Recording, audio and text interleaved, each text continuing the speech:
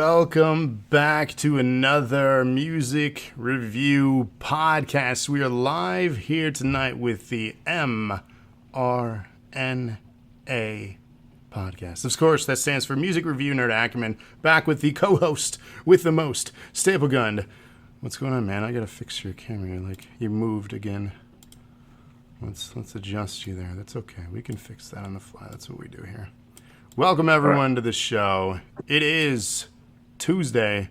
We're also live with the great Malenko. Ding doodling doodling. What's going on, J-Man? Are you violent? I am not violent today. Coming off the gathering. You are. So for those that don't know, tonight's review is the latest EP. Keep that in mind. That is a specific note here. It is an EP we're reviewing, which stands for Extended Play, meaning it's not a full album, meaning there's only 8 tracks. So this is considered the EP for the 5th Joker's card of the second deck. Yes. So if you're not familiar, ICP has come out with, they are on their current second deck of 6 Joker's cards. And for the future, the decks are going to be 6, 6, and 5, which was definitely brought out on the last Joker's card. They brought all that to light. But this is just the newest Joker's card coming out on Halloween. On Halloween. And this is the setup for that. That one coming out on Halloween is Yum Yum Bedlam, and this is Yum Yum's Lure. This is the setup for that. We're going to be breaking it down in this review. We have a lot of stories to share, possibly some of us more than others, as far as our history with the duo. As you can see, again, welcome back, Herman. You recently went to the gathering. Now, for those that don't know what that is, can you enlighten us? So the Gathering of the Juggalos is a festival put on by Insane Clown Posse, and they do a 3 to 4 day festival where you just camp.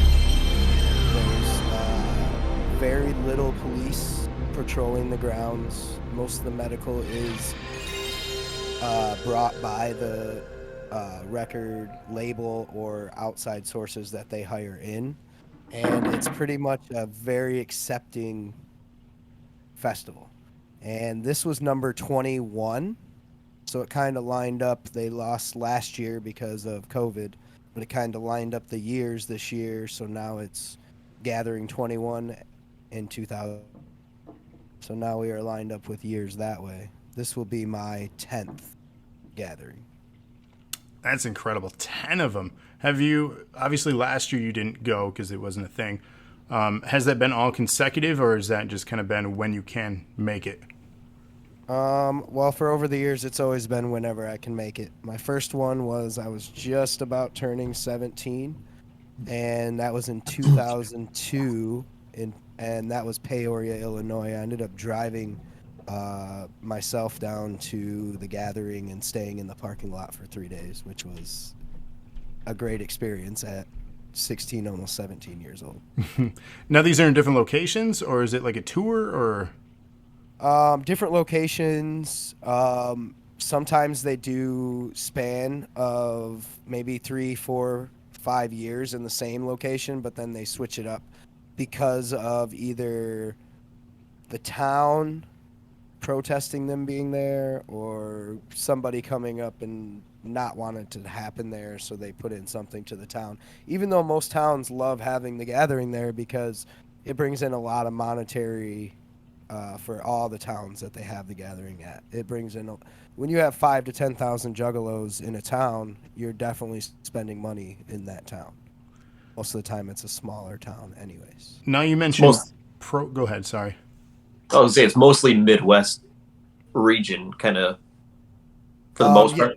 Yeah. So the furthest they've went out for the gathering, I believe, is Oklahoma. Is the furthest.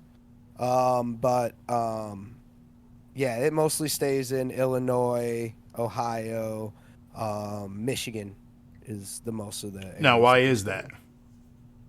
I think it's wherever they can get a spot is really what it's been over the years, because like I said, there's a lot of bad press on the clowns. But it seems to be that with all the bad press, after you leave the gathering, you're leaving without stories of giant fights or people stealing a lot of things or anything to that effect. It's really self-policed as well with the juggalos that are there. Now, you And they're mentioned Detroit based, so that's probably part of it as well. right. That's what I was alluding to. The fact that they're a local for us here. The three of You us just made the list. The three of us from Michigan. Thank you for the sub and for the hosts, everybody. Shout out to MX for the resub. Thank you so much, and for the hosts as well. If you're watching us here on Twitch.tv live on Tuesdays. But yeah, so yeah, that was what I was alluding to. For the three of us, we're all Michigan natives. So this might be a band that we hold more dear to our hearts because of that. Maybe not. But it is a local, quote, band here, especially for the beverage that they pimp out. Thank you for the host, Lana. That beverage, of course, is Faygo. Faygo. Have you guys had Faygo? Many Ooh. bottles of Faygo. Who hasn't?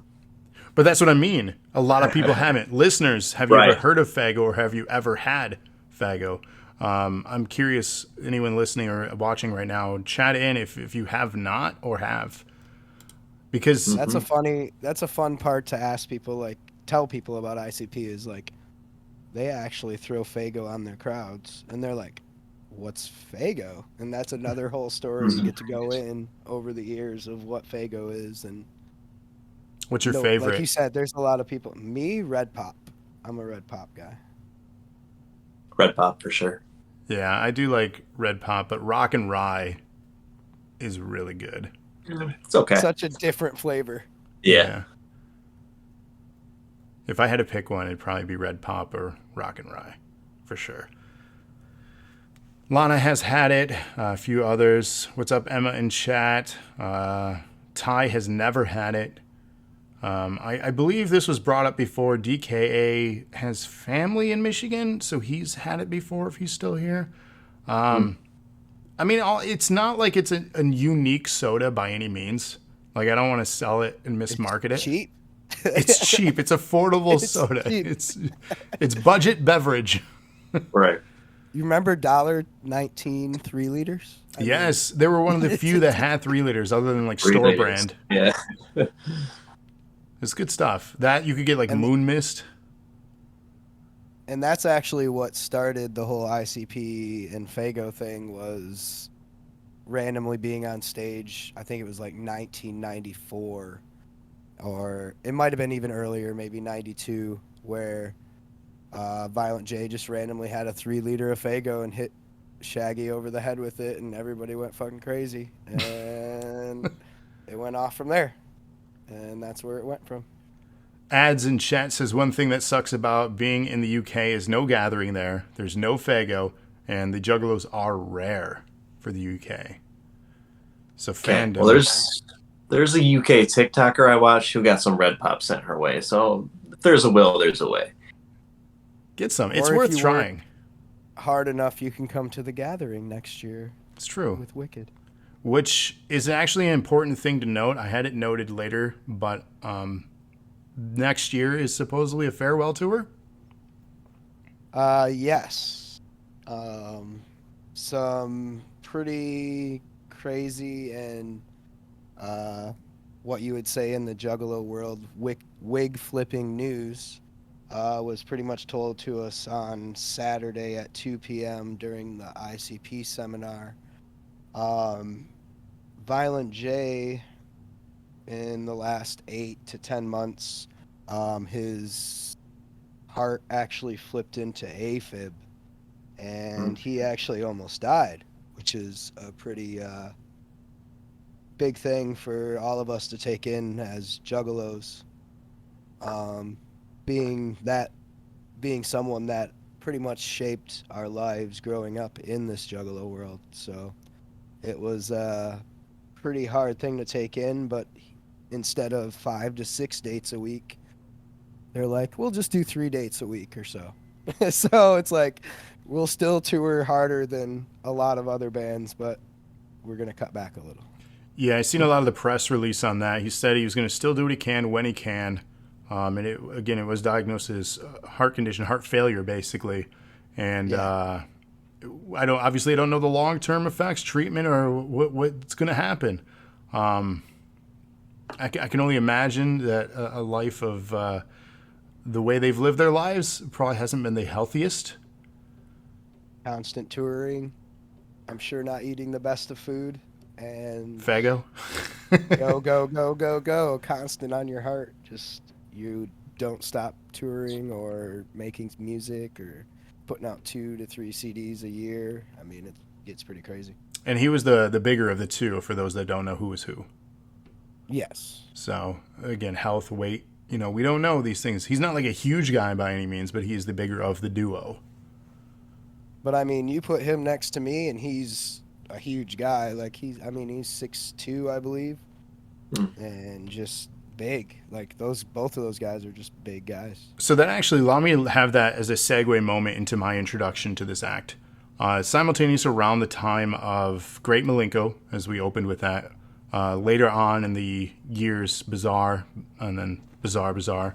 I was introduced to them through the oddities. WWF Wrestling, then WCW, then JCW.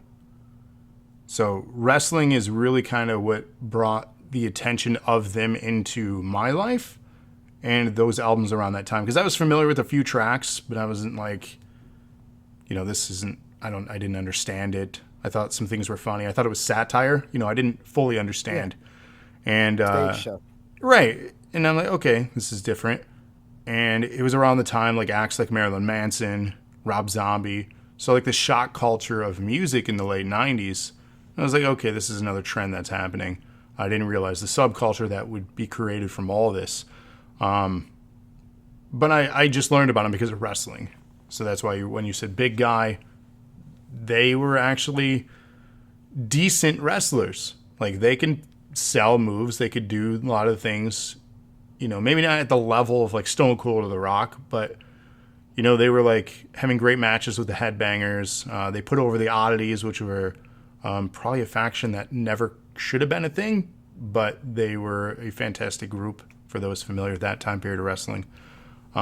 It's kind of like the stage show that they put on themselves. It's like they brought it into the Oddities to try to get in the fans to have more of a eye-popping experience than just coming down to the ring as a group of some people from a clown show or something like that. It was a lot more than that when they came out. They ran around the crowd. Everybody come see the greatest show. Yes.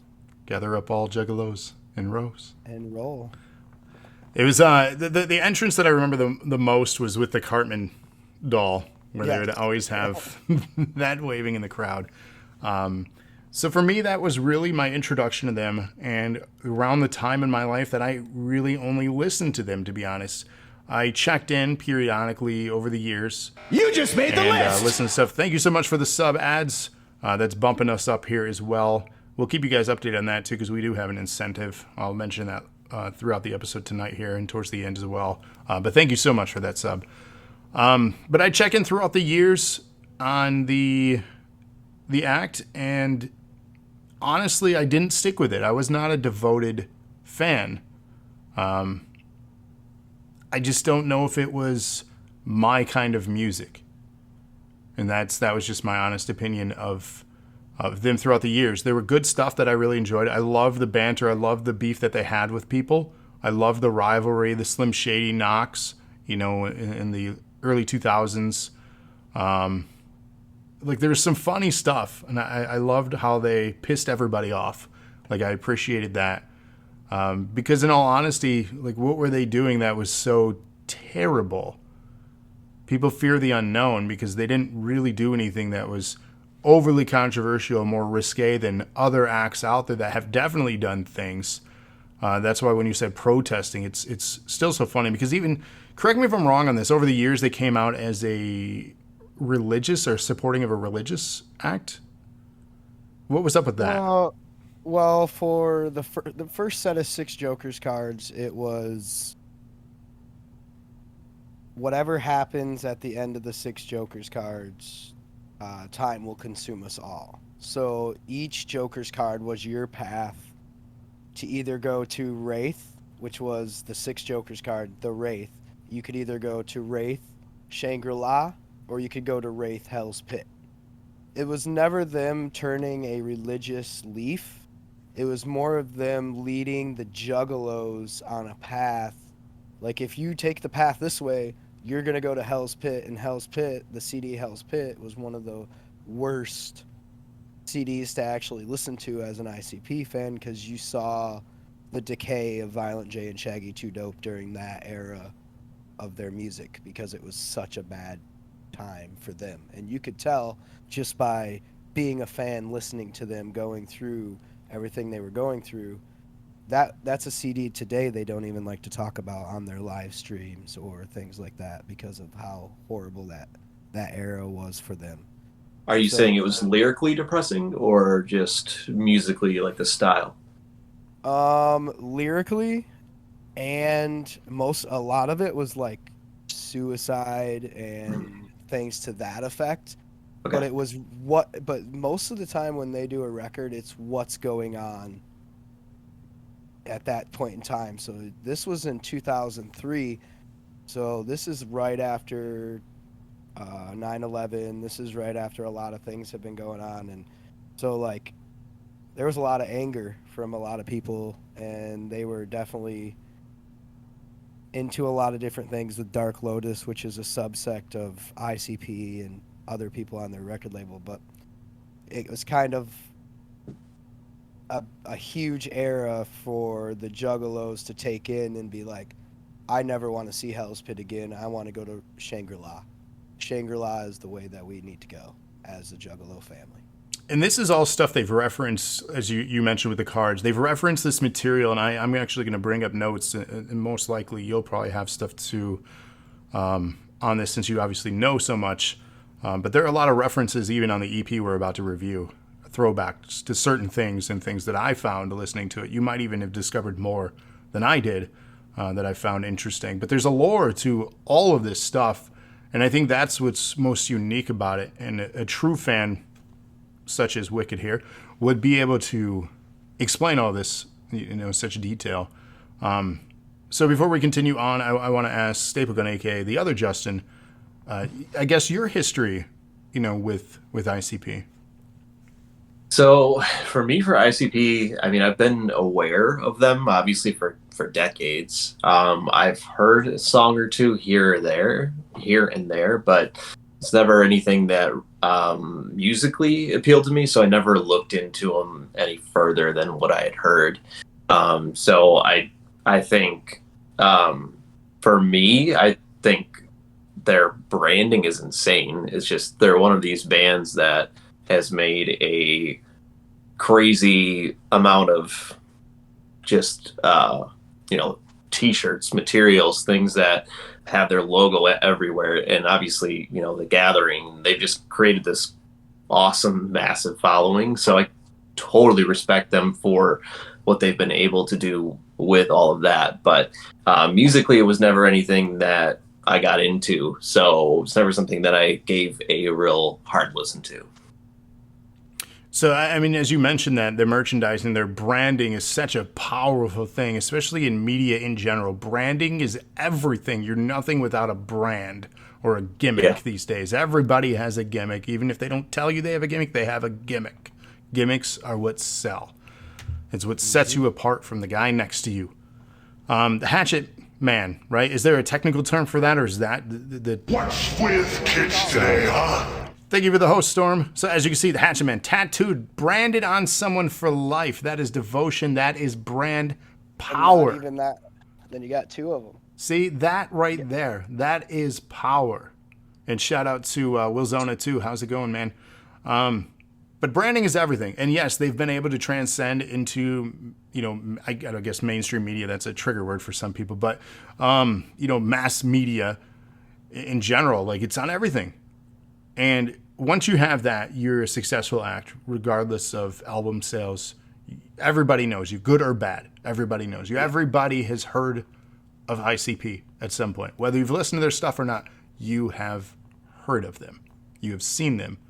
And most people will jump to conclusions right away, as I already mentioned, which is unfair, but that's life. So many new juggalos out there right now, which is really weird because I learned this year at the gathering a lot more acts coming into the label not using the label, but using themselves on the label to use juggalos as a fan base, but they're doing more of like a trap type music, and it's not the same as it used to be, but seems juggalos and the new age juggalos seem to be liking it. I don't know if that's just a new age music thing in general, I think it's just natural progression and music evolving and the age, the demographic, right? I think our age group is kind of the only thing that we're going to stick with them is because of nostalgia or because we are truly a fan. I think people over the years would fade out as far as being supportive. So they have to kind of evolve or die, right?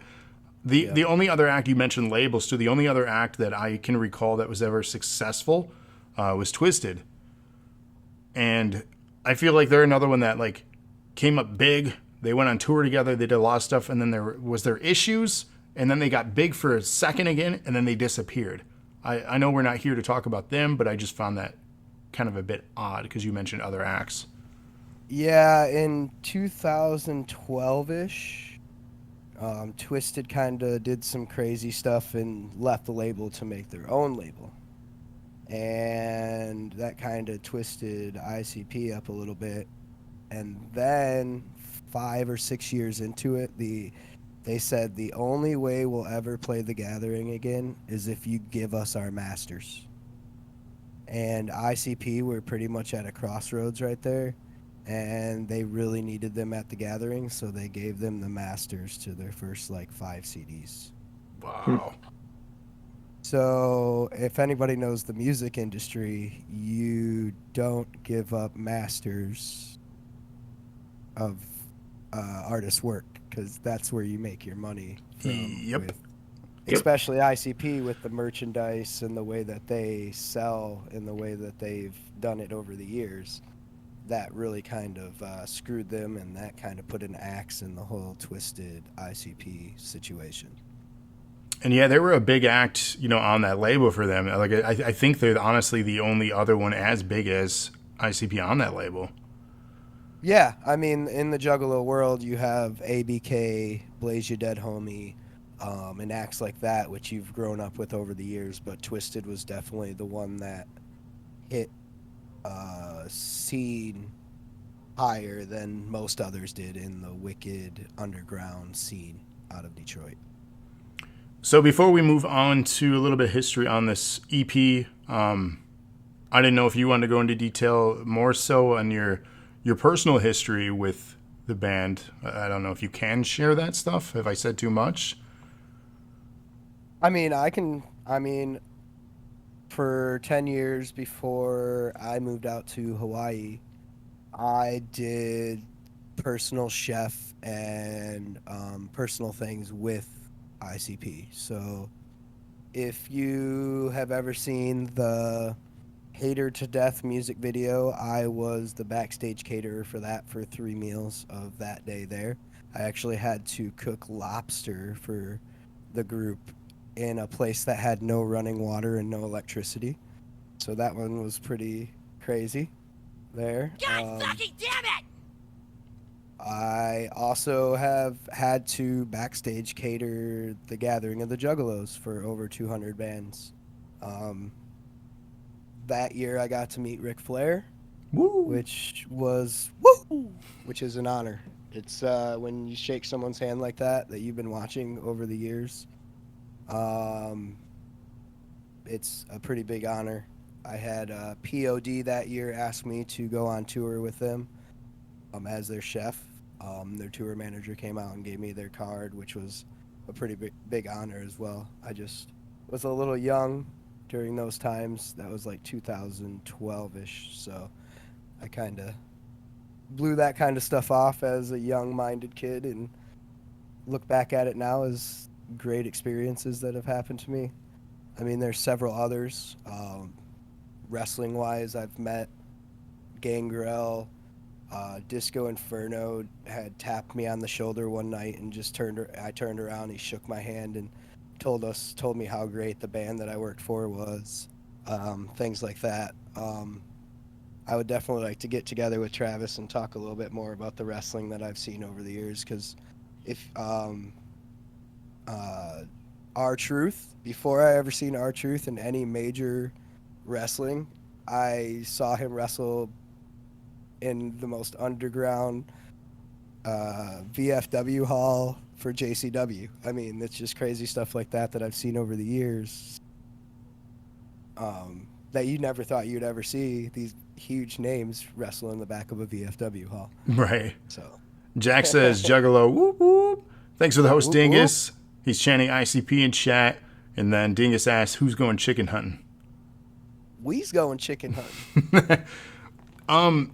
Would you be willing to share one of my favorite stories that you've told me regarding a high school teacher of yours? Yeah, Obviously, you don't I have to mean, say names. Like we can refrain from that if you're uncomfortable, but the story is still the same, just as good.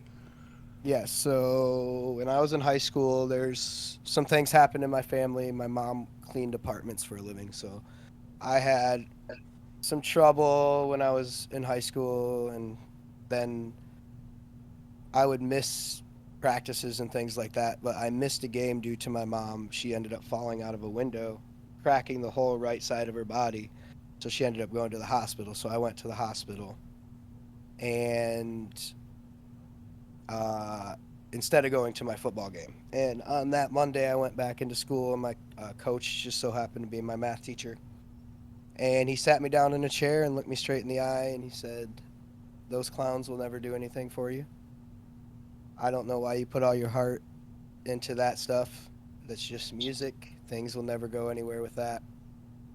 And I worked my butt off until I was about 25 years old, and worked my butt off to have Violent J walk up to me and tell me that he's had the best food in a while that he's ever had, and shake my hand, which is someone that I've never thought I'd ever be in close proximity with. And this teacher also told me that the clowns would never do anything for you, and they would never push you anything further in life. So my first paycheck I ever got from the clowns, I walked into the classroom, put it down on the desk, and walked out. So here you go. So You never know. yes, you never know. And things are only getting much better. This group here that you see on my chest here is, they're called TPE, Toxic Plague Entertainment, and they're a group in the Juggalo world that is growing very big, and they're pretty much a news source for the Juggalos, and very big homies from the gathering. And yeah, just the bonds and things that you produce from this culture of fans and family is just huge. Definitely. And that's why you see like such devotion to this world. And it is its own subculture. And I don't mean that in a negative sense. It is its own thing. Very unique from the rest. Thunder, thanks for the host. So let us actually dive in. I wanted you to share that story so bad, because that's one that sticks with me as well, because that right there is so inspiring. That and shitty at the same time for somebody that should be a teacher, that should be inspiring you, that they're actually discouraging you from being unique and following your own path and being inspired by things. If someone is inspired by something that is not necessarily actually negative, if you took the time to learn what it was, you should nurture and embrace that, because they are inspired by something, and that is a hard thing to get to some people. Yep. So Yeah, it makes you kind of wonder if he hadn't done that, would you have been as motivated to get to that point? You know, looking back at it now, you know, like, unfortunately, sometimes it'll take a bad teacher or a bad coach or somebody to say, this is never going to happen for you. in order to make you want to prove them wrong that much more. So Yeah, hold pretty my crazy. calls. Let me prove you wrong real quick. Right. Yeah, I'm so glad you shared that. And again, that's stuck with me all these years. And it's such a great tale for anyone listening to this too. Like, if you're inspired by something, don't let anyone discourage you. Don't be embarrassed by the things you like. I was embarrassed a good chunk of my life for being a wrestling fan. And honestly, like, the community we have in DNA is a good chunk wrestling fans. And if I hadn't have if I had have shied away from being a wrestling fan, we wouldn't be probably sitting here tonight, chatting about this story. So you never know. Don't let people talk you out of the things you love doing if it makes you happy. Because screw those people. They're just miserable anyways. That's why they are the way they are. So yes, Yum Yum's Lure, ICP. That's what we're reviewing here. A bit of a lengthy intro, but honestly, it's stuff that I wanted him to share.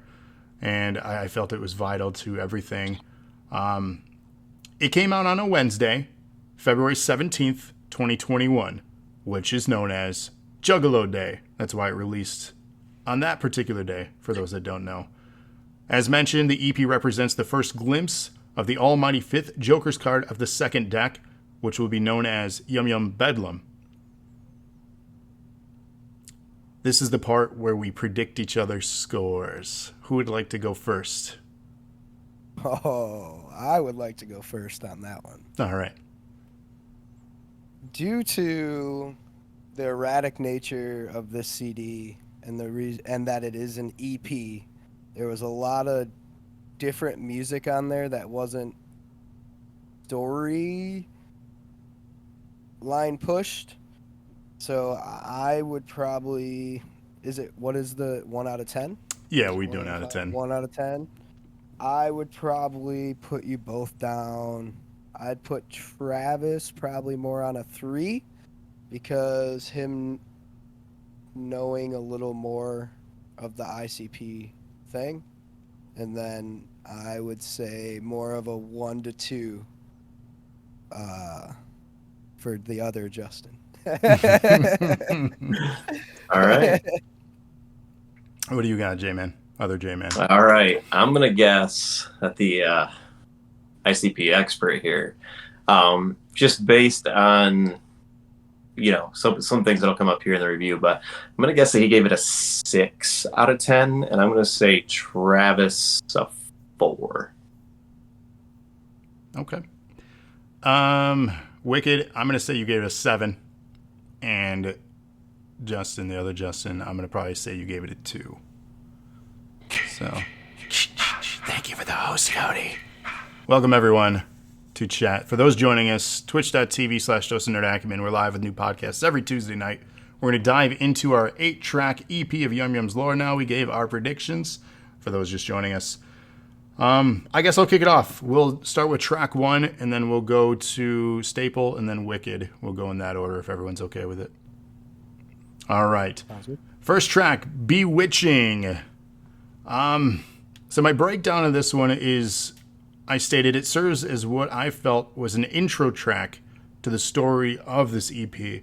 Keep in mind, this is the first track I listened to in order when I was doing my particular review. So I didn't know if it was actually going to be setting up the story, if there was going to be story or anything at this point.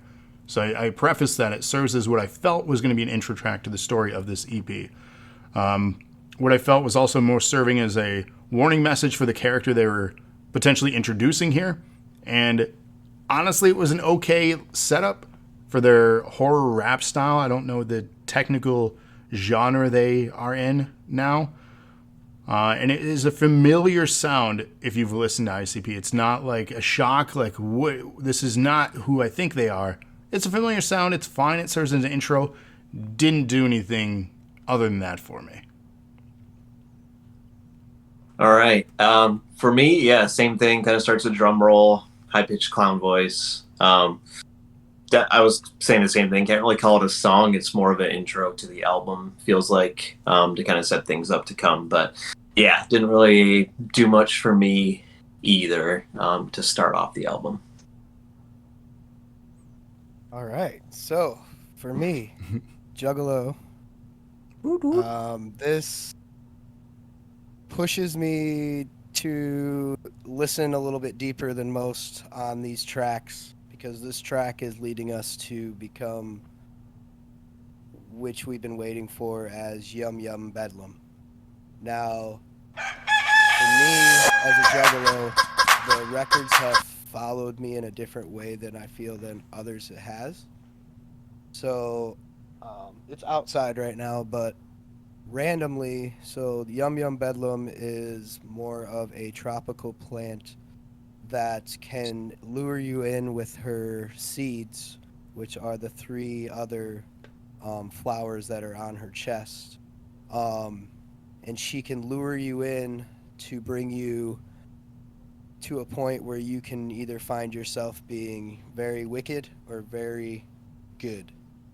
Now, randomly, about a month and a half, 2 months ago, my friends bring me over a plant. The plant that they happen to bring over to me is a Venus flytrap. So I now am an owner of a Venus flytrap in the same era as Yum Yum Lure, Yum Yum Bedlam. So that's just the way that kind of the records go along with me.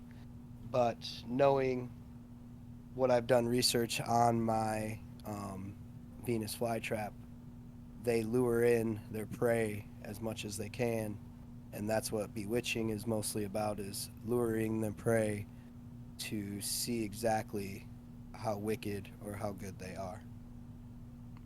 So you sent me pictures and stuff of the Venus flytrap, and those are I'm trying to remember if I've ever seen one in person, but those are some creepy plants, like carnivorous plants. Carnivorous plants. But Like that's yes. wild. That exists even. Like the plants just designed to kill things. Like imagine if they were bigger. Like that's horrifying. Yeah, Little Shop of Horrors kind of thing. Basically, Exactly. yeah. Yeah, that's wild.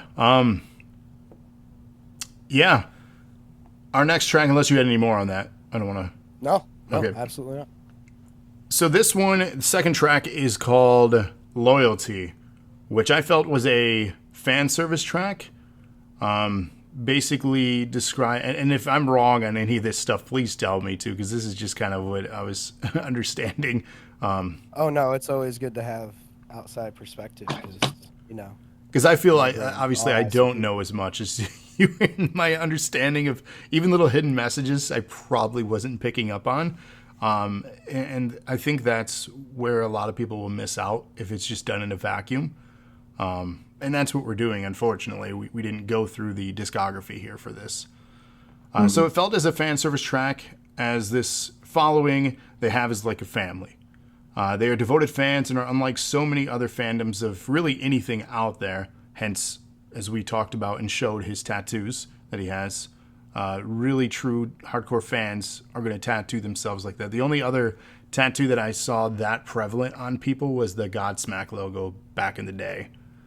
And how unfortunate to be a fan of Godsmack. Yikes. That's a story for another day, too, because I actually pissed off the drummer for Godsmack. Sorry, not sorry. I'll tell it now real quick because it's funny. So I got to hang out with him backstage, and they were asking me about the new album. Did I buy it? What do I think? And I said, no, I did not buy it. And he was offended because I'm literally backstage with the band. Like, I should be a super fan, right? I was like, no, I didn't buy it. I just stream everything on Spotify now. It's just cheaper, and it just makes sense. And then he just went off on this tangent. Keep in mind, he's like really high and smoking down. And he's like, went off on this rant and was like, this is wrong with kids today and these damn iTunes, and they're taking all our money and nobody buys CDs. This is going to be our last album, I promise. It wasn't. They released more albums. But he was all pissed off, and I'm like, oh my God, I just pissed off Godsmack. And then I thought about it more. I'm like, oh, well, your music sucked anyways. I mean, if you name your band Godsmack, you're probably already pissed off. Exactly. And in all honesty, I was there for Papa Roach. I wasn't there for Godsmack, but somebody gave me a free ticket, and I'm not going to turn down a night out at a concert, because that's always fun, regardless if I like the bands or not.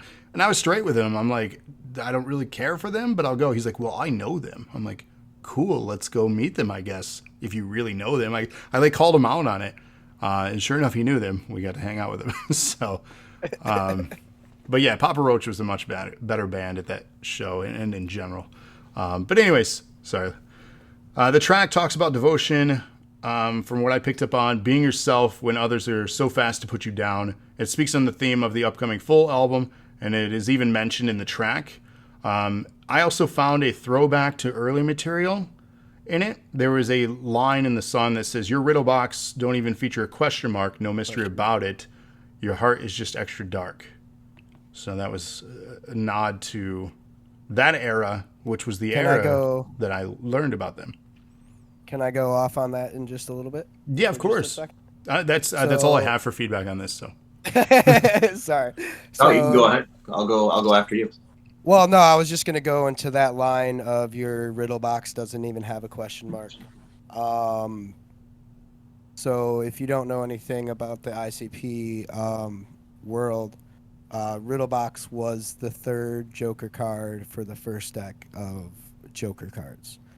And the riddle box was always a box that you went to after something traumatic happened in your life, car accident, maybe you fell off the side of a building or this or that. You go in front of the riddle box and turn the crank, and he'll pop up to send you to the Wraith Shangri-La or the Wraith Hell's Pit. And for your riddle box to not even have a question mark on it shows how horrible you lived your life, to the point where you don't have a chance to go to either spot. You're pretty much set in a purgatory type situation. That's my side note, and you can go back to you, Justin, if you want. All right. So yeah, for loyalty again, me not being super familiar with the band, or catching really any of the throwbacks, I thought musically this was one of the better albums on the track. It has more of a kind of slow build into a kind of a catchy chorus about integrity, honor, dignity, and pride. But they did have some lyrics, obviously, that I'm not super familiar with the band, but kind of obviously Insane Clown Posse, they've got on their logo a guy with a knife, and so obviously violent lyrics. That's kind of part of their niche and their groups. So that was kind of didn't really do much for me, just because I'm not it's not something I ever really got into, but musically I felt like this one had more to offer than several of the other ones, as far as having a good chorus. And but yeah, overall it was more of a song than the first one, obviously being an intro track. But yeah, just some of the lyrics were surprising, and I was kind of like, okay, so this is kind of what I'm going to expect going forward. So yeah, so that's what I thought when I heard those. When I was listening to the actual lyrics, it was always, ooh, these guys are going to have fun with this, because it's horrorcore rap, so a horror movie in the record. But when the way they portray it earlier on and still is, if someone's going to go out and kill someone because of our music, they were going to do it anyways, because they've already had that trigger in their head. We are trying to do it in our music so that people don't have to do it in real life. I don't know if that clicks with people that way, but that's kind of the way they portray it as, is just, you don't need to go out and do it yourself. Like, you don't need to go out and do these things even though the world's this bad, because most of the time they do sing about the world being so bad. Yeah, so my take on loyalty is it really puts life into perspective. Maybe I froze up. Hello? Are you still there? Still here? Yeah, well, I can still hear you. All right. So it really puts life into perspective on what could have happened if you lived your life just hoeing out your friends or throwing them under the bus, or you getting in trouble but blaming it on them and them going to jail for a very long time. Like, it's things like that. And I do think, like, this thing that we call the carnival, that the path that I've lived on, this loyalty part, is that I've been on the side where I've given my whole to everybody that I've ever been around, and I will give my loyalty to everybody, and I'll never take that away from people, because that's just something that I've always done in my life, is helped everybody else. So I just feel like my loyalty to everyone is my biggest juggalo, like, attribute, because I will always do stuff for everyone around me and my friends to make sure they're happy and everything's good for them. And I feel like that song is a huge part of that as well. A few people said they're having issues seeing the stream right now. I just wanted to see if chat, you can give us feedback on that. If anyone, who all is having issues. Andrea says she sees it fine. So you guys might have to close out of your apps. Not you guys on the call here with me. You guys are fine. But for whatever reason, chat has mentioned issues. But we're going to keep going here. While he was talking, it cut out on me. That's why I had said something. So Gotcha. Yeah. I experienced it a bit too.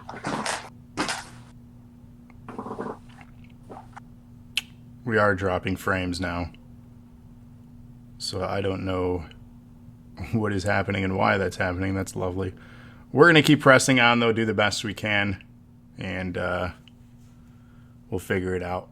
It's Twitch. This is the problem with doing it live and doing that kind of stuff. We're all over the place with our bit right here. I apologize for any technical issues. The Dark Carnival, man. It must be. Yeah, it is all over the place now. It's a Twitch protest of this album review. I thought that was tomorrow. Yeah, we're all... Supposed to be. We'll see if it settles itself out here. Yeah, I'm jumping all over the place now with frames. We'll give it a moment here. Apologize for the technical issues. Seems to have settled. We'll continue on. Gotta love it. So yeah, that was Loyalty Track 2. Hopefully everyone got to hear that. This will also be on podcast platforms. That's what we make these for.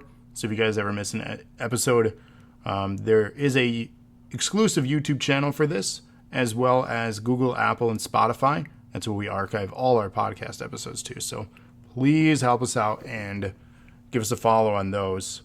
And the bandwidth is dropping again. What is happening?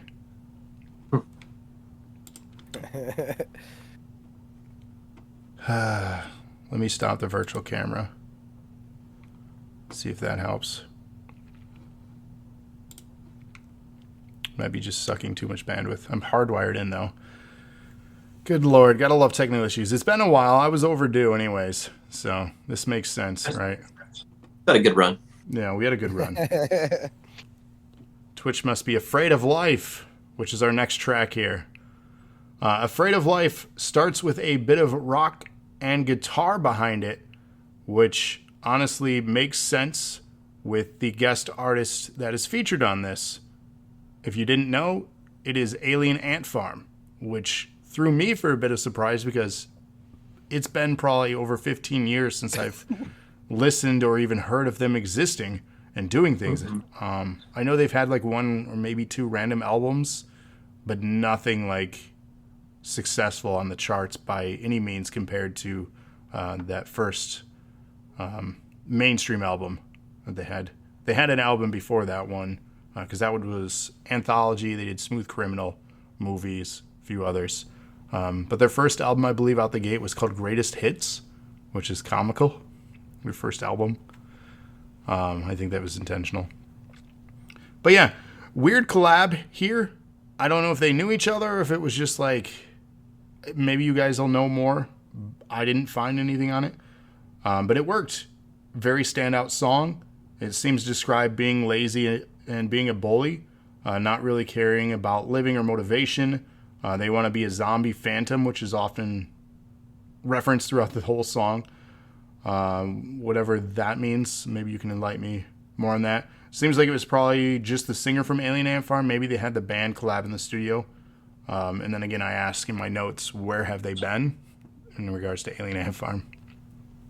So that's my feedback on this one. It was fine. Honestly, probably the standout song on the album for me, just because of the unique style to it and the different style to it. All right. So when I heard this one, I thought it was just kind of, boom, boom, boom, boom, just kind of very repetitive and didn't really stick out. And I guess when I was hearing the lyrics or the style of the song, I don't know if any of you are familiar with it, probably, but it kind of reminded me of like the Hello Neighbor song. So I was trying to piece it together, and that's what I came up with. But for me overall, I didn't enjoy it at all. I said I'd rather be a zombie phantom than listen to this song again. Damn.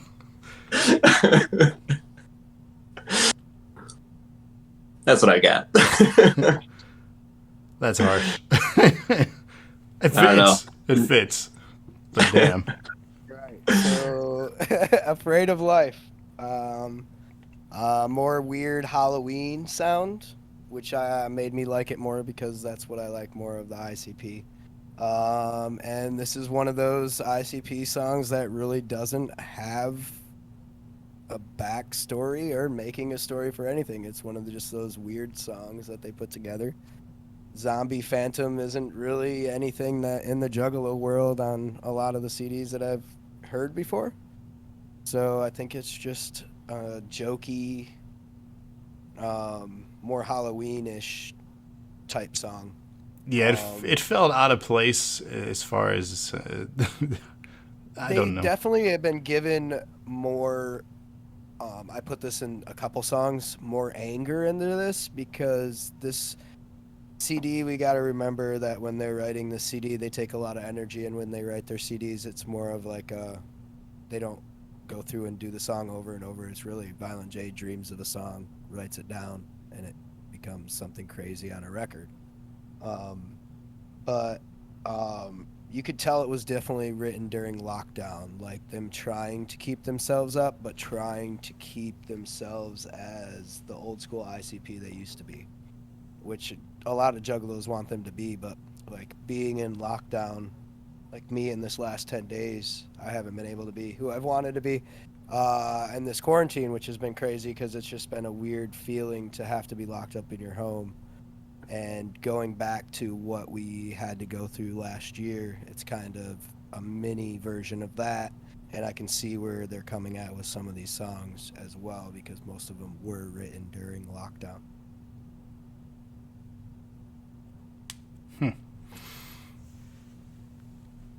Zombie fan. I don't know. That line will forever stick with me. Like I was just like, it's kind of redundant, or it's kind of like you're a zombie and a phantom. You're undead. Maybe but it's you something are that somebody called them dead. once, and they're just trying to have fun with it. You know, I don't know. Right. Maybe there is a Yeah, story who to knows? it, but it was strange.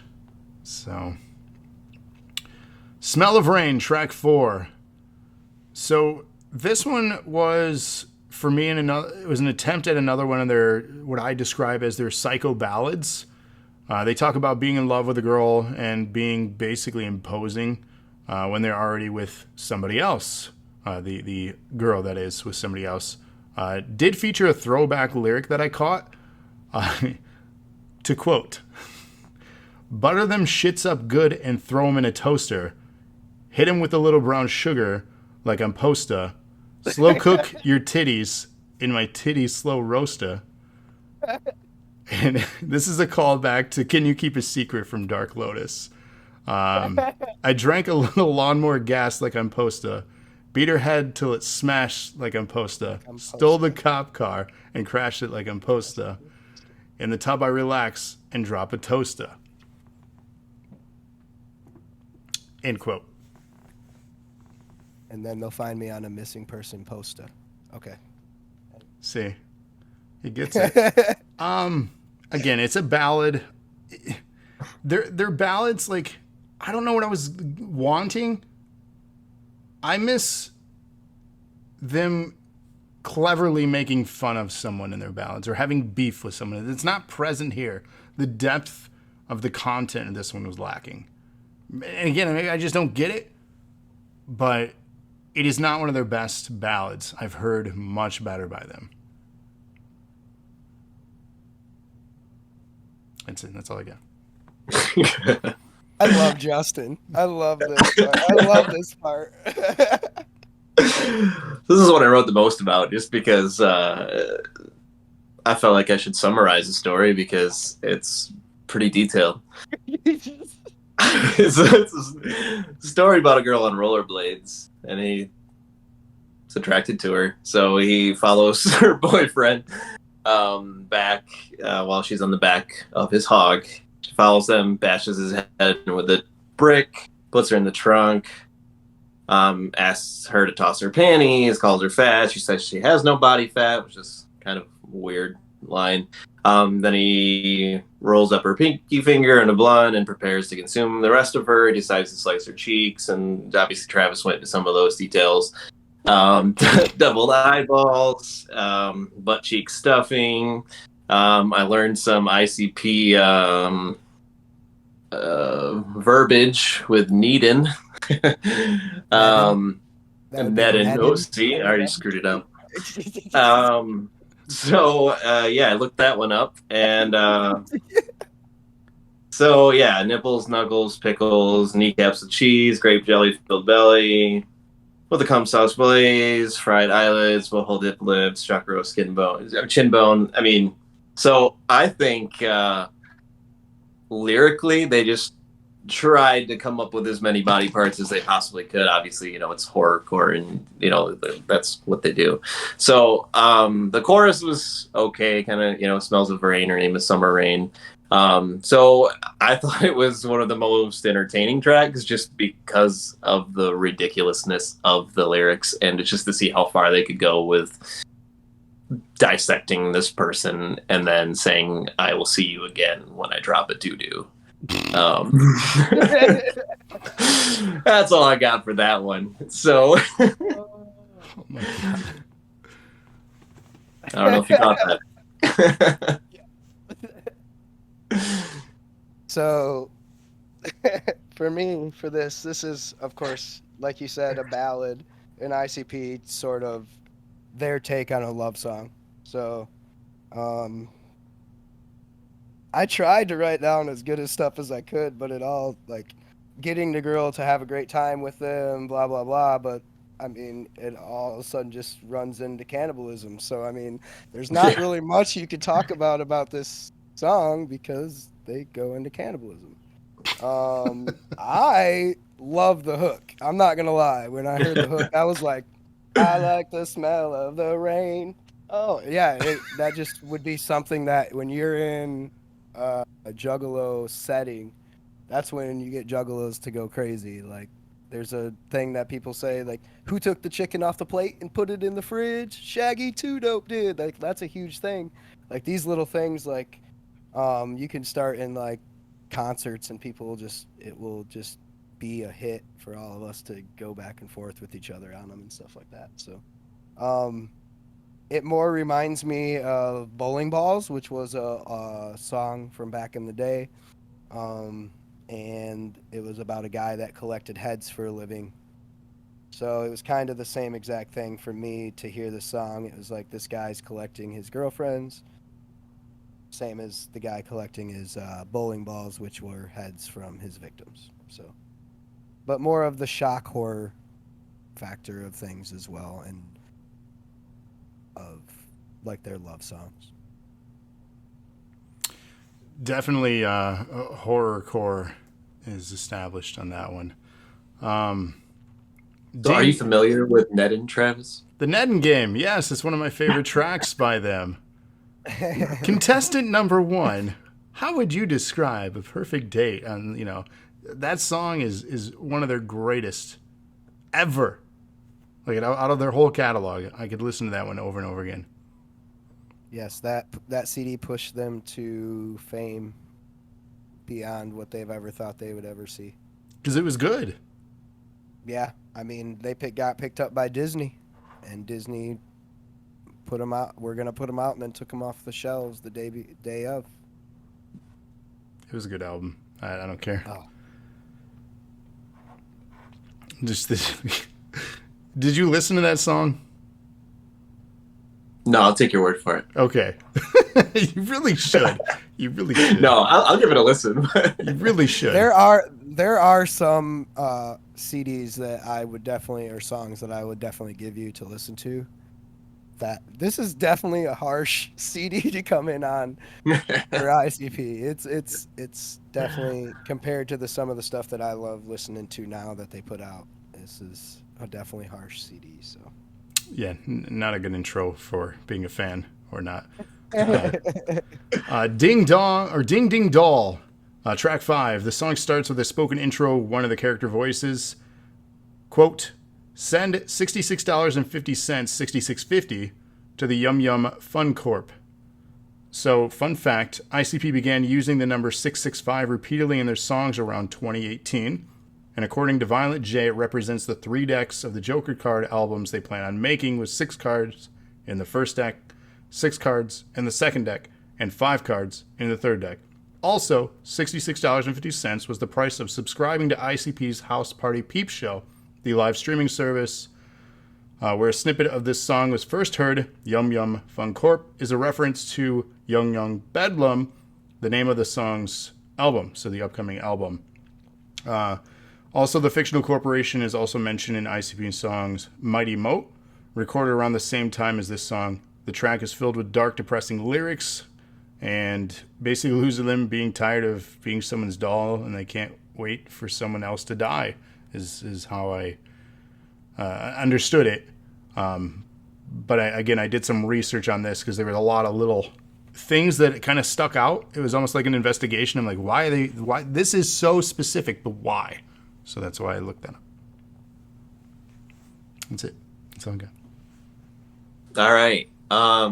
So yeah, for this one, man purchases an Ecuadorian Ding Ding doll. For me,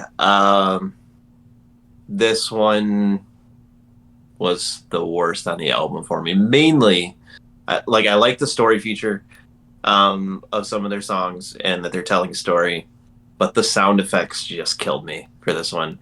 Literally, they have a sound effect that sounds like a door stopper, someone slipping on a banana peel, like you'd see in like an old cartoon. So it was hard for me to get into the content of the song, other than kid gets a doll, it plays the song of the doll, he hears it, and he's gonna die. So it was just kind of, yeah, I couldn't get past the sound effects that they inserted in the song to really enjoy it further than that.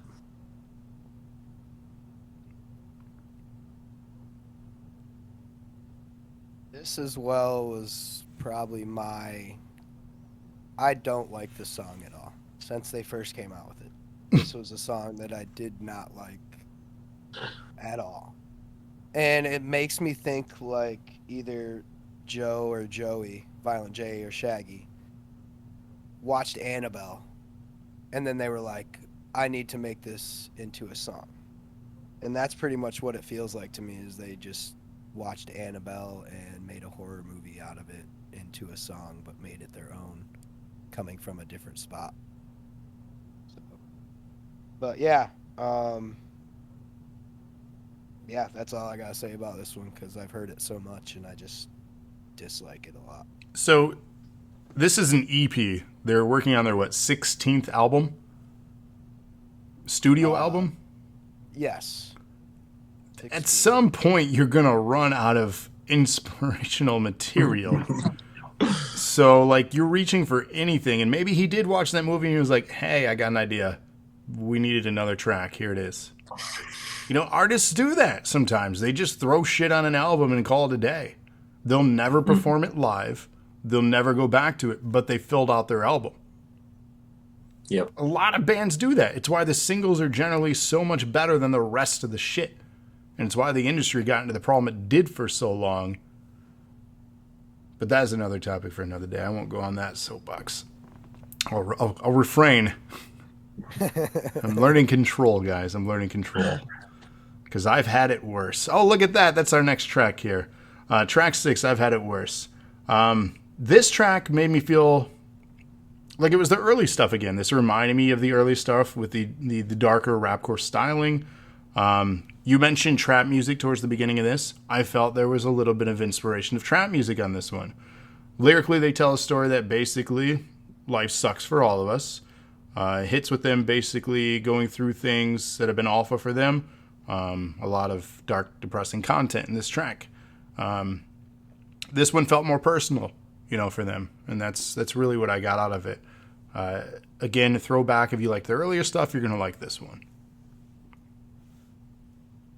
All right, yeah. For me, same thing. I guess what you were mentioning earlier about having a song and an album that would be kind of chanty, or you'd hear in a crowd that would get the crowd going. Obviously, the chorus of the life sucks for all of us. That's something I can see hitting well with that crowd and people really enjoying. So for me, the song was okay overall.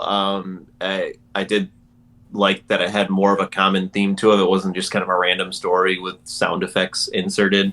But yeah, I do feel like it would be one that would be potentially in rotation based on my little knowledge of them. So this was one of those ones that I could tell that Violent J was in a bad place when he wrote it. And I think this was probably right around the time when he had his heart problems or things like that going on, where he was actually figuring it out, because just the way that he was singing in this, more of this was, I equivalated it to, remember Gavin from Bush standing on the stage during that MTV show?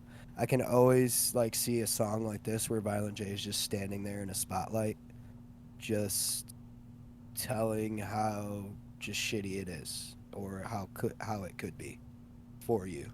And it just feels like another one of those songs where he was just not in a good place when he wrote this one. It was definitely lower on the list for me because of the fact of that and the way I've grown up with the ICP world. It's hard for me to listen to those songs and still see that they have that in them, where their life feels that shitty still, because there's got to be some truth to some of that if you're gonna put your heart into it. Definitely. To reference Gavin, the chemicals between us, basically the chemical imbalance between our ears is a lot, and it's something that we continue to learn about on the daily, about ourselves and about each other, and how to train our brains to basically be better. That's another topic. I feel like we could go off on so many topics here in this podcast, but we want to keep this thing kind of focused, because I could talk a lot, hence why I do these. But speaking of the chemicals, drugs, man, or the Candy Man, track 7. Candy Man. Man. This song, what? My first words were literally drugs, man. I didn't even know what is happening in this song. It's really, to me, I was kind of confused. And I have another note here that says, someone explain. Hopefully you will be able to. There's a line in this that I wanted to add. Holla, holla, holla, Scooby-Dooby, pooper scoop, fresh and fruity, pull up, roll up, hold up, blow up, juicy fruit hoops, loops, fruits, scoops, fudge chunks, poop shoots, I double popped them, troubled cops, and bopped them out, they blue boots. Nailed it. What the fuck? Another one of those songs, man, that they're just throwing stuff at the wall and hopefully it sticks into it. And they stuck them together, right? I don't even know. That's all you got? That's all I got. That was my review of the track. I don't know. Okay, so this is the third Candyman song that I've heard from ICP. So like this is the weirdest one I've heard for sure. I'm sorry to jump in on it like this, but Take it away. yeah, like this is kind of stuff that you kind of hear when you're walking through the gathering grounds. So I don't know, maybe they were like This is not the because you place for walk through the me. gathering. Okay, I don't know if I'm allowed to. I'm pretty sure I could say this online. One of a big thing this year and in past years is show me your butthole. Like that is a main like stay. Are they checking Like each when other? you Like go what is by happening? camps, there's things that happen at the gathering that people just don't understand. And like show me your butthole kind of got added in, and now over the last years that's a thing, and people show their I don't want to see that. Like, come on. yeah, What happened to but just it's show your boobs? Like, that's but cool. yeah, but you get in Sometimes. trouble for that. Wait, you can get in trouble for that, but you can't get in trouble for buttholes? No, you get arrested for showing your boobs at a festival. You if the don't get cops see you. arrested for showing your butthole. I guess not. I haven't seen someone get arrested for their butthole being shown, but I've seen a lot of women getting taken away for showing their boobs. Kira says that sounds like a spew of words they start saying after a lot of drinks. Emma says, I don't want to see your pooper shooter hole. Yeah, no, come on. Come on. But it was just a random slew of words put together is pretty much what I got out of this song. It's really one of those that I don't like because this is a third Candyman song that I've heard come out of ICP. So Yeah, it's weird. It's weird. This section of the show is weird.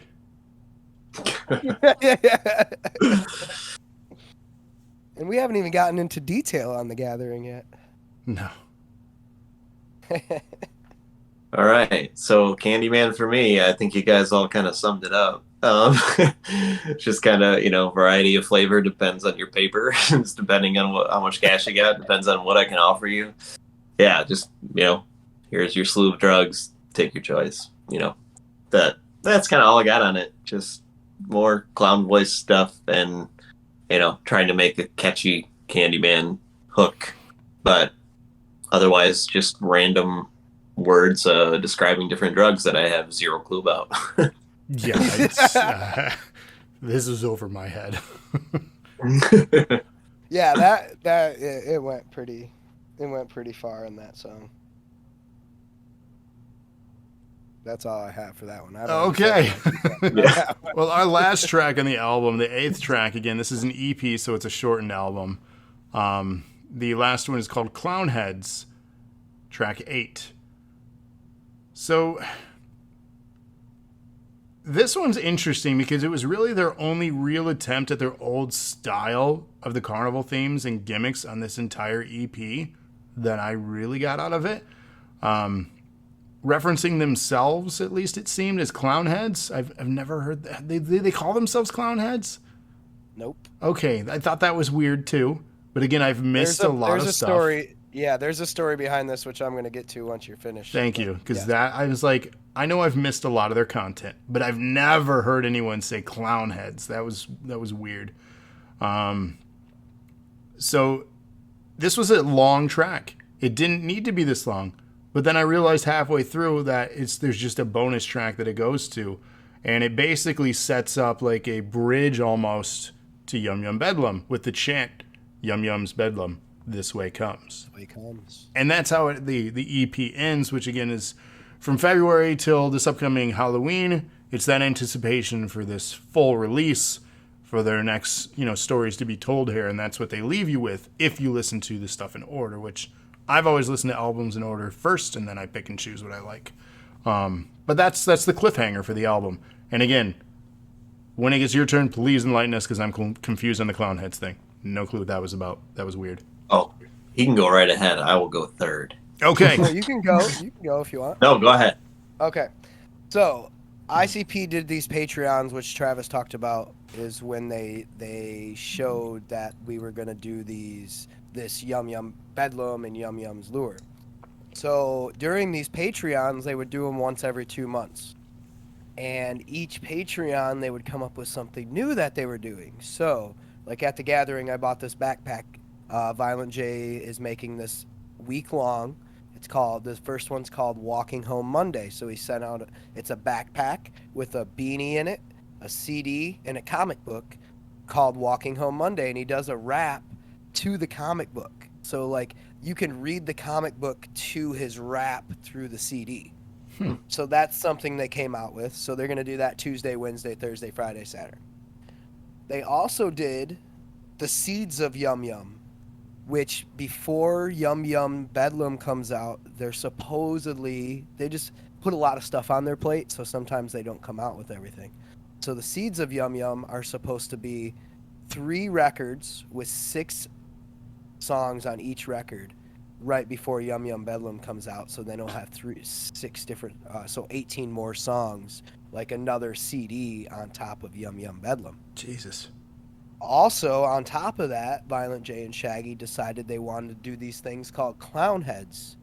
So they would take and paint their own clown heads on canvas, and then they would sell those to juggalos as like an auction item.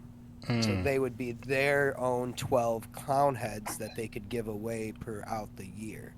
So 1 per month. You would get 1 clown head per month. So then randomly after that, the CD came out and they made a song about them making their own clown heads. So it was marketing material for what they were doing on the side. It's weird. Like it doesn't fit in a lore. It's just, it's real then. Yeah. Strange. Smart, so that's but it strange. For the clown heads. Yeah, it's just another item that they wanted to do with this record, which we don't know if we're getting the Seeds of Yum Yum yet, like because they were supposed to put out 3 records with 6 items on each record still before this new record comes out in Hollow Wicked. When I go to Ichiban, I like the Yum Yum sauce. You know that was going to happen during today if you've ever been to Ichiban. That's what they call it. Oh man, this gathering plague is killing me. He's dying. I'm dying from this gathering sickness I got. And it's not COVID because I got tested for that. All right, sorry. Go right ahead there, Mr. Justin. All right, yeah. So this one, that's kind of why I wanted to hold off on what you had to say, because it felt like more of an act of self-promotion. And based on what you've said, it's confirming that, it's kind of, their own brand. Obviously, like you said, they don't ever refer to themselves as clown heads, but if they've actually produced their own clown heads, it makes perfect sense. Yeah. So I thought it was more of them establishing their branding power from this song, and then, saying they put their own DNA in each painting. So that kind of makes me wonder if when they auction those off, if that was something that was advertised or if that's something that these people found out via this an Yes, that's something that they talked about. Okay. So, yeah, it felt to me just like more of an odd track to close out an album, but I know it's not like a full album. So, there isn't a real cohesion to everything like you would expect out of a full album from a band. So, yeah, it was kind of repetitive and, just felt like more of a branding opportunity than a real detailed song telling a story. So let us digress, shall we, in our final thoughts on this particular album with our final score. I will go first, continuing our order. My final review. This EP misses the target for me. The style is mostly the same throughout it, and while I know this is an EP for an upcoming LP, it would serve better, or it should serve better as a sampler of what is to come. We obviously don't know that as of yet, but this can leave some false hope with a big album coming, especially now knowing the health of Violent J with heart failure and their farewell tour coming. I miss the dark and fun carnival themes with characters and gimmicks of the early era. While it still hits the dark tone for their content, it seems more straightforward and less like the satire content that I hinted on earlier on with some of my feedback. This isn't the worst thing I've listened to ever, but it definitely needed more than the one standout track to have a standout for something to go back to or something to reference again. And maybe we'll admire this one more after a full album comes out of their next one. But as this is a sampler of things to come, I felt it missed the target. I give it a 3 out of 10. All right. I don't have quite the wrap up like that. So for me, again, it was I was going in with very little experience. First couple tracks obviously kind of told me what I was getting into with the rest of the album, and then Smell of Rain went kind of full on into storytelling. From that perspective alone, it was entertaining, if not bizarre. Once you get to that part of the album, and then I felt towards the end it just kind of fell apart. Like I said, with the ding ding doll, the sound effects were just awful. Well, you can't even take ding ding doll seriously. Sorry. I know. I mean, it's a very serious song. It's a true story, I'm sure. But yeah, so the sound effects from that, and then I've Had It Worse again it was a depressing song, more of a chanty song, and then Candyman and Clownheads kind of fizzled out at the end. So I gave it a 1 out of 10. Man, Yikes. I know. pretty good on my guesses. You did. So this CD for me is definitely all over the place, but I'm used to that for an EP from ICP. So if you go to listen to The Terror Wheel, Beverly Kills, Tunnel of Love, all these records that definitely put themselves in between a main ICP Joker's card, you definitely get the same feel of randomness. They definitely put more of an anger issue on it. I think it was, like I said before several times, I believe most of this was written during the lockdown, so I think there was a lot more anger and a lot more uncertainty of what everything is to happen in the future. So I think that kind of pushed a little bit of the sounds that you hear in there that are a little bit different and a little bit erratic. Yeah, I actually myself gave this one a 7 because it was right. It was close to being one of my favorite EPs just for the I when I get into a hook, I love it. And that Smell of the Rain hook is just in the smell of the rain. I'm telling you, it's just amazing. I love it. I just love it. But this definitely puts me in the way of coming to Michigan to actually get Yum Yum Bedlam on Halloween. I'm just super excited for Yum Yum Bedlam to grace us with her presence, because this is the first female Joker's card out of all Joker's cards. So we don't know which way this will take us as a Juggalo world. The bewitching is coming. Mm-hmm. So yeah, I mean, like I said, I look forward to learning more about it. It's piqued my interest when that does drop. Maybe somebody will pick that as an album review in the future for us. We don't know. That's the fun thing about this show in the current format, is that a donator to the channel gets to determine what we review, which led us here tonight with you doing this particular one. You had chosen this one as our album. So thank you for that, of course, and because you've shared such obviously great stories thus far, which leads me to closing thoughts on today's episode. You took a lot of video, at least you said you had mentioned you had taken video. I'd seen, 1-2 videos so far? I've got several videos of the gathering. I got a lot of wrestling with Vampiro. I do have a lot of just different pieces of the gathering. And things like that I took over the weekend of the gathering. So, I don't know how much you want to release to public on that. We were going to put some stuff in this episode, but time constraints, and just because obviously you said you're not 100%, which if you're familiar with Wicked here, he's generally has a little bit more energy in this. He's not the most energetic of humans, but he does generally have a little bit more energy than this. So you can tell he's not 100%. So we talked behind the scenes, and maybe it's something that will make its way to the YouTube channel.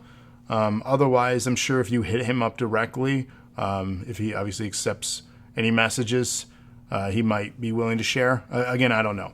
I don't want to speak for you or willingly share your your videos and stuff. But if you do have stories to close this out, if you want to highlight your time and some moments. Yeah, I Yeah. mean, Oh, I was going to say, I'm just curious. I was looking up some of the details of this year's gathering, and some of the things that obviously stuck out to me were Vanilla Ice, Steve-O, and Kid and Play. And then the most bizarre thing that really caught me off guard was Chris Hansen to Catch a Predator Wait, thing. what? So so Chris Hansen is really good friends with ICP. So ICP did this To Catch a Predator thing about this random guy that was grooming young girls in a band, and they used him, and Chris Hansen and ICP collaborated to get this guy from this band. But they've Awesome. worked together in the past on a show as well. But yeah, Chris Hansen loves doing stuff with ICP. It's pretty crazy. Why don't you have a seat? yeah. And did you catch that at all? Did you attend that seminar that he did? I did not attend the seminar, but I Okay. did watch him on stage and watch him announce everybody coming up on stage and do all that, because he's kind of like the MC of the night. Right. So he would bring all the bands on stage and announce them coming up, which was pretty cool. Steve-O, the same thing. Steve-O did, like, right before he announced ICP, he lit his whole head on fire. Oh God. And was like, I see Emma F&P in the house or something like that, and like full like 30 seconds while his head was on fire saying this and all that. It was pretty nuts. And some guy walked up behind him and blew fire through past his head and like made a giant fireball over his head. It was pretty crazy. If you get a chance to find pictures of Steve-O at the gathering, he was doing some pretty nuts stuff.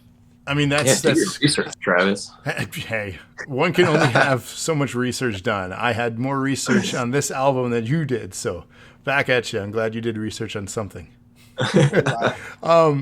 Steve-O was yes, interesting as an appearance, though, because obviously they have a new Jackass film coming out in October. Plug, pay us, please. Dick House, come on. Man, I want to see the movie. I'm excited. But yeah, obviously he's going to be doing marketing for it, and him doing stunts like that, he does that just generally from my understanding of him as a person. He's just out there. But that's great marketing for the upcoming film. So Yeah. that's wild. Kid and Play? That's Yeah. what That in the was a Vanilla pretty Ice, good what is this, show. 1990? 1991? Um, What is happening? They pretty much get all the bands that are older. Like when I did my gathering, when I was catering, I got to meet Method Man, Redman, Yeah, but they were relevant at that time. At Chief- least end of relevancy. Parliament, and G-Funk and Parliament. I mean, George Clinton. I mean, those are the type of bands and people that I got to see, because those are the ones that just come out. Guar. Oh the God, random- it's just it's a misfit carnival, basically. Yeah. Yeah. Mhm. And anyone that will come, will come. It's so awesome. That's wild. But if anybody wants to hear any more, or wants to hear more that's not so sporadic about the Juggalo world and the gathering and the things that have happened over the years, I definitely can do a show or something to that effect, because it's a huge thing. And like the gathering's been going for 21 years, but they've been around since 1988. That's just crazy. Yeah, I mean, they've been putting out albums since then, and they dropped out of high school in 9th grade and started their own record label. So I mean, it's just all that perseverance and hard work, you know. And you guys, Wicked does stream on the DNA Twitch channel here. So if you're unfamiliar with that, he does After Dark. It's a late night stream because of where he is at. It is not actually that late night for him. It becomes late night with how late he stays up playing. But it is what, it's 6 hours, 5 hours, 6 hours behind. 6 hours behind us in Eastern time. So it is 9:33 p.m. for Justin and I, and for Wicked it is 3:30 in the afternoon. 3:33. So that is wild to think about. Our day is ending and you still have all day ahead and evening. So check him out. Again, depending on where you are in the world, we have international viewers. We had, even in chat tonight, people from Ireland, United Kingdom, people all over the United States that listen to us. We have listeners in Australia.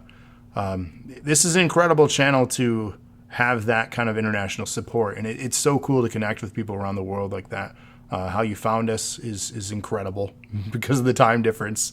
I wouldn't imagine finding a channel at the time of days that people do and when they watch. But hey, it's awesome that you've all found this place. But yeah, I'm sure if you ever ask him, he's got stories for days. Keep him company in his chats. And I'm speaking for him here, but I'm fairly certain he would love to share stories with you. So. And there's, like he said, many of them, because I am one of very many juggalos I'm one of very few juggalos that have ever been at Psychopathic Records before they started letting people at Psychopathic Records. Like, I am a very fortunate juggalo to be where I am today, and there's just a lot of things that I have seen and heard and been around. So iRob is in chat and he says a DNA trip to visit Wicked. Hell yeah, let's go to Hawaii. I've never been. I'm gonna beat you guys. I'm gonna be there in less than a month. I was gonna say you'll be here before we'd be there. So yeah. Well, other than that, if you guys want to connect with us, as mentioned, Wicked streams. Justin is my co-host on this podcast normally. Wicked is a co-host of mine with iRob on the movie reviews, the R DNA podcast, the R for REEL, because we keep it real. Sticking with that. That's going on a t-shirt one day, damn it. We don't know what we're doing in September yet because today is the last day of August. That means all your bit donations are coming to an end for the month. We have a top 5 that will be posted tomorrow, and individuals will get to select the order of what they want as their prize.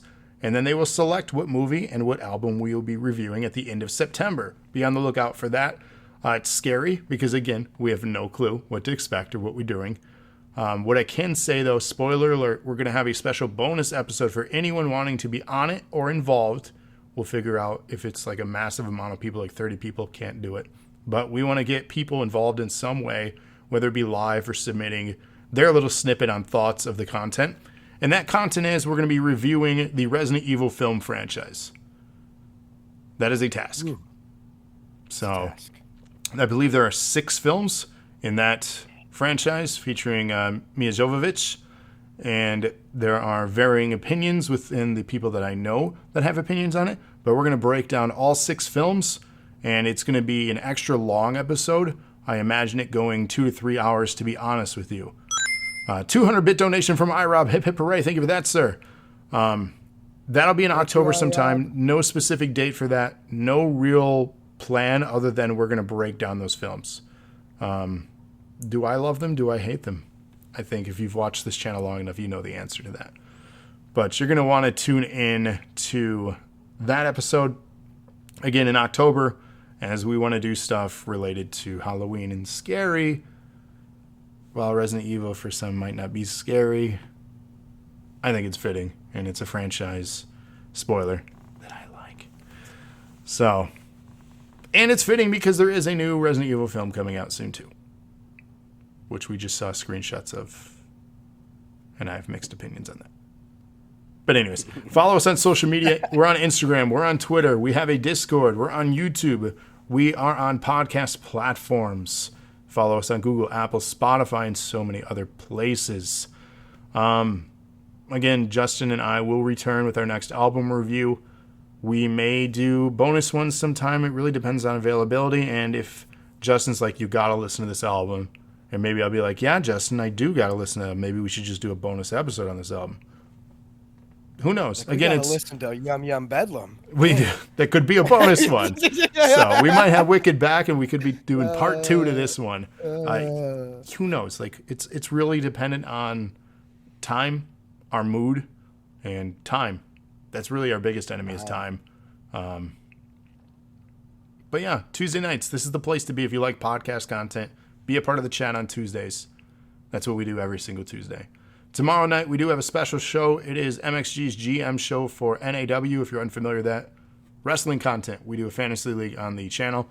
If you like wrestling, you're in the right channel because we do a lot of wrestling stuff. That is tomorrow, Wednesday night. Thursday night is our normal wrestling night. Tomorrow's just a bonus show. This Sunday will more than likely, well, it's a holiday weekend. I don't know. I don't want to speak for them.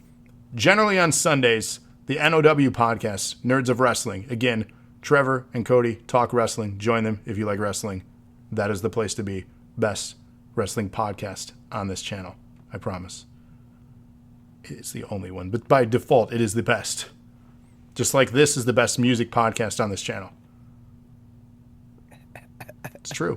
We're the best. It is the truth. But with, Also the worst. oh God, we are also the worst Oh then. man. But thanks for hanging in. Yeah, you guys, you did it. 9 of you made it through this made it. one. You made it. Final thoughts. I'm going to kick it over to Wicked. What you got? Whoop whoop. J-Man. It was interesting. It was interesting. Let me go back. What do I have? I'm going to hit it with the closing. Holla, holla, holla. Scooby-Dooby, pooper scoop. Fresh and fruity, pull up, roll, pull up, blow up. Juicy fruit hoops, loops. Fruit scoops, fudge chunks, poop shoots. I double popped them trouble cops and bopped them out they blue boots. Ladies and gentlemen, this has been the Music Review Podcast by DNA, or known as the mRNA Podcast. For those that tuned in live with us, thank you so much. Again, we'll be back every Tuesday with more podcasts. And just the best place to be is DNA, because you guys are the best. It's a part of all of us. It's DNA. We are DNA. Good night, everybody. We'll see you next time.